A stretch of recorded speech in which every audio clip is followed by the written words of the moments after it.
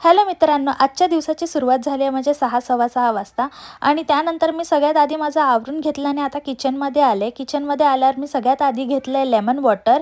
मी शक्यतो माझा ब्रेकफास्ट आहे ना आरवला सोडून आल्याच्या नंतरच करत असते, म्हणून मी आज माझ्यासाठी एग ऑमलेट बनवलेला आहे. त्यासोबत घेतले आहे आल्मंड आणि एक ऑरेंज. हा माझा ब्रेकफास्ट होता आणि त्यानंतर 1 ते 1:30च्या जवळपास मी माझं लंच केलेलं आहे. लंचमध्ये होतं वरण, भात आणि मस्तपैकी चटणी. सिंपल पण खूप चविष्ट असा माझा लंच झालेला. हे सगळं झाल्याच्या नंतर मी लवकरच जेवणाच्या तयारीला लागले, कारण की मला बाहेर जायचं होतं आणि माझ्याकडे ना अवोकॅडोज होते. म्हटलं की चला ते खराब व्हायच्या आधी त्याला पिठामध्ये मळून घेतलं आणि मस्त याचे पराठे करणार आज संध्याकाळी. आणि भाजीसाठी आज मस्तपैकी भरपूर व्हेजिटेबल्स घालून आहे ना पनीर बुर्जी केली होती. पराठ्यांबरोबर खूप छान लागते. मग गेले मी लायब्ररीमध्ये आरवचे बुक ड्रॉप करायला आणि तिथूनच गेलो ग्रोसरी शॉपिंग करायला.